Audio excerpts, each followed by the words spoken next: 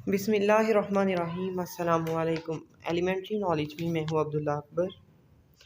आज जो वाक़या मैं बयान करने जा रहा हूँ वो है सऊदी अरब का वाक़या, जिसमें नौजवान मोहम्मद बिन मुरसिल सऊदी अरब के शहर नजरान के रहने वाले थे। मामूली सी तलखी के बायस उनके हाथ से उनके एक कज़न का कत्ल हुआ।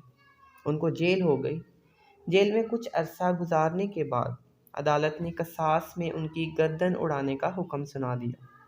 अलबत्ते शरई तौर पर मकतूल के वरसा के पास दियत लेने या फी सबीलिल्लाह माफ़ करने का इख्तियार भी था।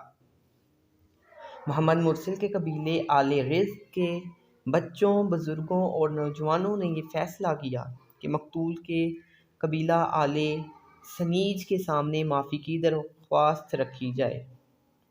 वो चाहें तो दियत लें, वो चाहें तो माफ़ कर दें। ये दरख्वास्त रखने का ये जो अंदाज़ था, ये इतना मुनफरिद था, ये इतनी आजिज़ी और फरियाद के लिए था कि पूरे अरब मीडिया का ये मौजू बन गया। मोहम्मद बिन मुरसिल के कबीले के छोटे बड़े बुज़ुर्ग बच्चे सब मकतूल के दरवाज़े पर पहुँच गए। मकतूल के वरसा को बुलाया गया।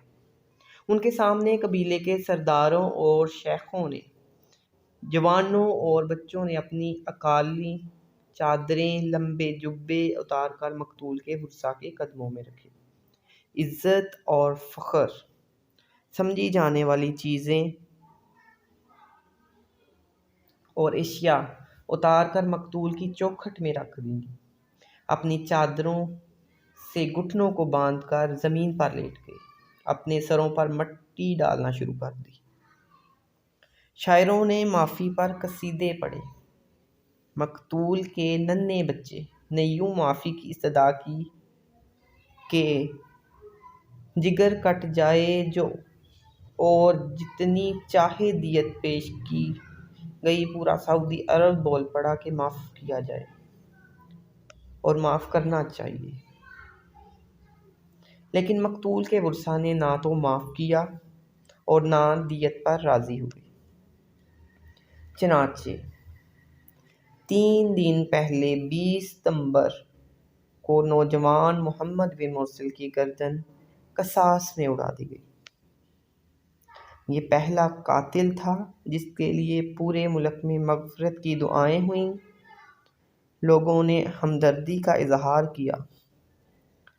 लेकिन दूसरी तरफ कानून अपनी जगह कितना मजबूत है कि सब कुछ होने के बावजूद उन्होंने ना कसास लिया, ना दियत कबूल की, बल्कि उन्होंने अपना कत्ल का बदला कत्ल ही ज़रूरी समझा और यही फ़ैसला किया कि उसको सज़ाए मौत दी जाए। चनाचे नौजवान मोहम्मद बिन मुरसिल सऊदी अरब के शहरी को